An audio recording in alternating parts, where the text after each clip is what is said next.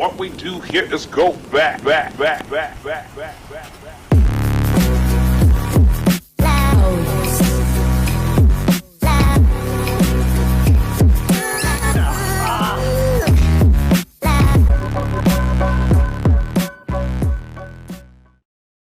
How's it going, everyone, and welcome to episode 64 of the Lost Media podcast. Today we're talking about Postcards from Buster, a television show that aired from 2004 to 2012, I believe, on PBS in the United States, and we are talking about the infamous episode Sugartime. There is nothing wrong with this episode, in my opinion. It's just released at a very fragile time when people running a network had no freaking clue what they were doing and were just using their opinions over the actual values and the correct rules of the network. This is a very fascinating piece of previously lost media. It's not lost anymore, but the story behind it is insane. How this got lost and how this never got aired. It is very, very cool. I'm going to start from the beginning. Postcards from Buster is a spin-off of the show Arthur. That was an animated show I grew up with. Finally, we found one. A TV show I grew up with that I'm able to talk about here on the Lost Media podcast that is somewhat known to people. Arthur is a good show. It was very wholesome. It was just a kid and his friends, basically. And it was pretty, G-rated. Just a cool show. You had Buster. You had Arthur. You had... I don't know what that big beefy dude was called again. But Buster ended up getting his own spin-off show. How does Buster get his own spin-off show? What the hell happened there? Well, he got a show that was basically a morph of animation and live action, and he goes and meets real people around America and finds out different stories about different families and all sorts of different backgrounds and different people. And the show never really went into dangerous waters, I guess you could say, with anything controversial or meeting any people that, this couldn't be aired or anything like that, until he went and saw a family that were seemingly a normal family living in a pretty rural area. Really wholesome. They were really nice. There was nothing really weird about it. And Buster's introducing them. He's there in person. Buster's there. And it's fine. There's just two mums. There's not a mum and a dad. That's it. That's the only difference. And Buster in the episode makes the point of saying, oh my gosh, so many mums. That's it. That's the only mentioning of it other than just two mums being there. And that wasn't good enough for PBS. Well, it was a different time, 2005. They didn't want... This is a really confusing and strange topic to discuss, for me to try and figure out what they were thinking at the time and why they were just like, no, we're not allowed to air this. And I say that because I don't understand how they were so stupid to straight up just not allow this, and how they were so dumb to get their own views in the way of this show, and clearly just keeping the ball rolling and keeping things on the road. Excuse me. And it really does bemuse me how they were that stupid. And I think it just shows how, television stations don't really have the most sharpest tools in the shed running them. At most times. Now, public access is meant to provide a voice to those who are usually not heard. That was the original vision of public access by the people who launched it, the government, in the 1960s. It was, meant to show people who otherwise wouldn't be shown on normal TV, and provide them a voice. And so banning an episode of a TV show that shows a same-sex couple, the episode is called Sugartime, which I think is intentional, by the way, guys. I think that's the creators getting a bit frisky. And I don't think that's them trying to be disrespectful or, homophobic. I think that's just them like, hey guys, Sugartime. Sugar mamas. I actually think that's the play on words, of where they're going for this. There's sugar mamas. There's two of them. And I don't know if the name of the episode made PBS pissed off, but the Education Board, you guys are going to have to correct me on this because I'm not really sure what the exact name of the organization is, but the Education Board that was associated with PBS that I think PBS funded, they were just like, nah. They were kind of the people who swayed PBS to say, no, don't air this. No, don't. And the person who was in charge of that actually had a statement that said, I do not accept the values of this episode, and I don't think the audience would understand, and we don't think it's a good message for kids. The family should discuss this in their own time. We shouldn't make families discuss this. I understand a point of view. Like, I think they didn't want to force it upon families. Like, kids watch it and go, Mum and Dad, what's that? And then every single kid in every single house, the parents all have to have this conversation. That's a same-sex couple. And they're like, why is there, like, it just is a nightmare. I think that's why they banned it. But to straight up just like go, no, 350 guys of PBS's stations across the United States, they banned it from. The only stations that aired it, there was only 4. There was a local affiliate in New York City, Los Angeles, Boston, and another city I forgot. And these are obviously the most ahead of their time places in the US with, larger populations who, with the times, they're not the behind the timeses, so they're not gonna be like, oh, we don't want this. No, thank you.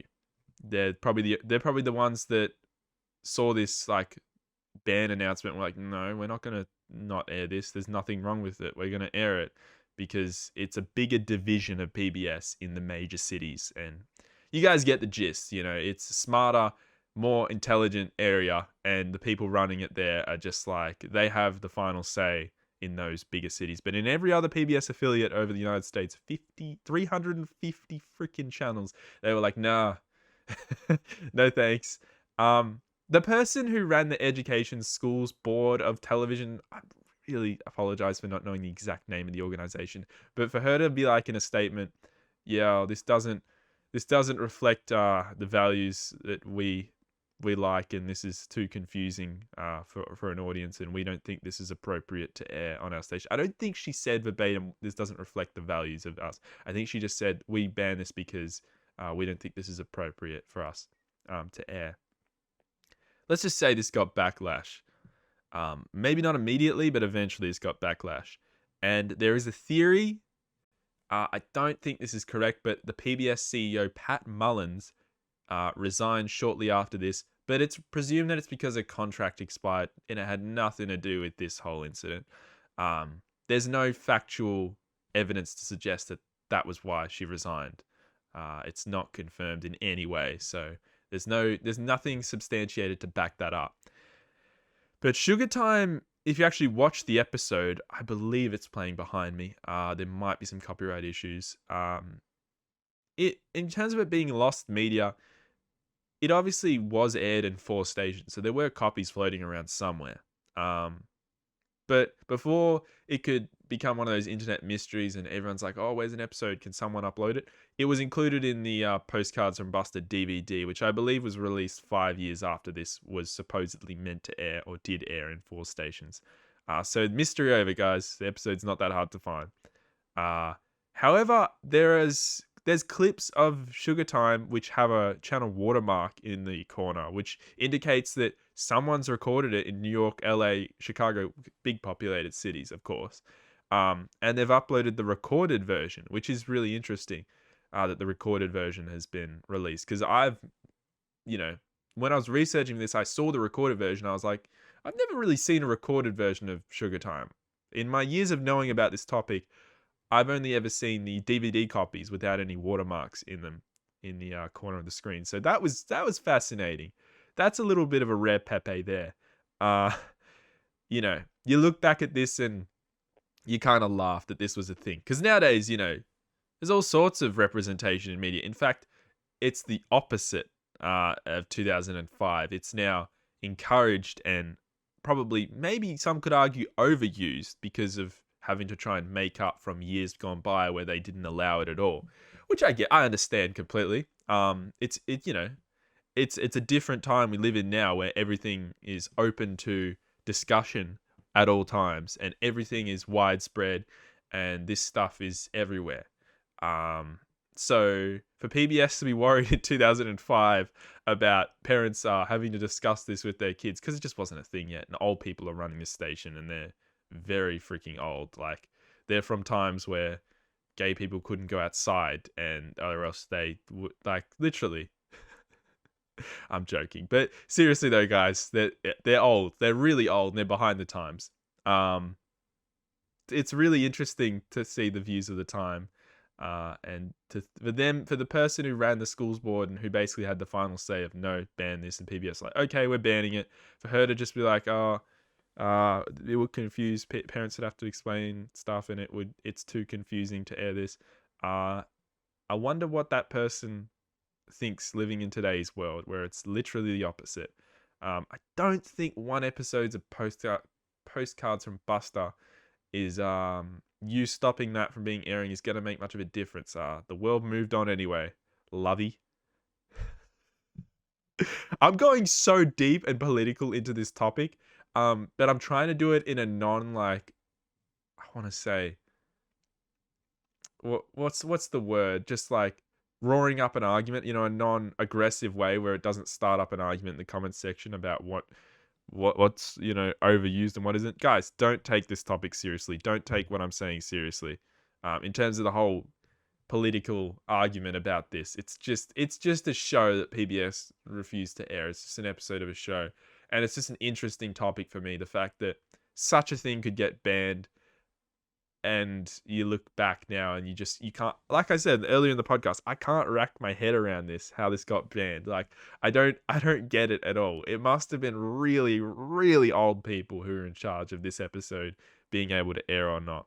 And I think it was, actually. So there you go, guys. I think I've deep dived Postcards from Buster Sugartime as much as you can possibly deep dive this topic. In fact, I think I've gone overboard. I think I went too far in a few areas.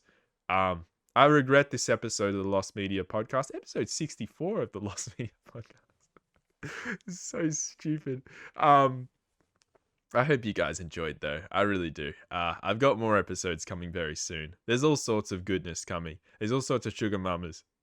Hell, Jesus Christ. And now I'm gonna be called offensive, which is fair. That's okay. That's all right. I don't have to follow politically correctness all the time. I can be PBS. I can ban, episodes of stuff I don't like. I don't want that on my station because that I don't understand it. No. Anyway, guys, I really appreciate you watching. I appreciate the support so much.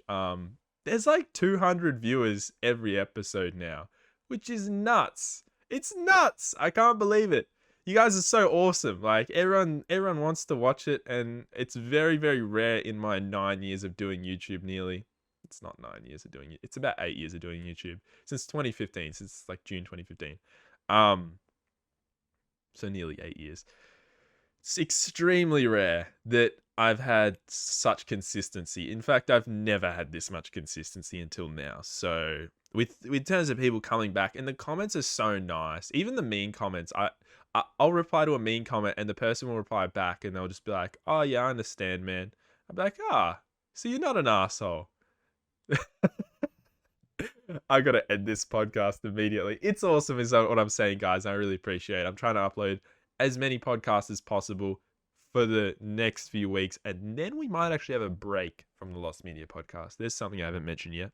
The podcast might go into temporary remission. Nah, it just might have a little bit of a break. We'll see how we go. But I'm having a break from recording in a couple weeks, so I mention this a lot.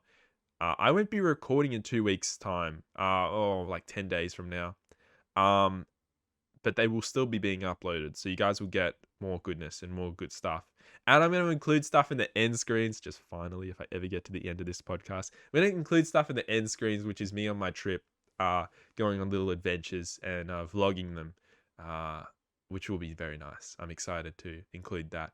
And they'll be at the end of videos, so you'll be able to click on those and have a little look. They're on different channels. They're not on this channel, but I am uploading some stuff on this channel soon that I'll need to put a disclaimer for, because they're not similar to the content I've been uploading. But it won't be many, trust me. It'll stay Lost Media predominantly. God, this has to end. Cheers again, guys. That's it, episode 64, and I've got more episodes coming very soon.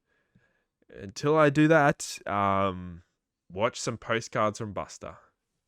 Goodbye. The end. Just awful.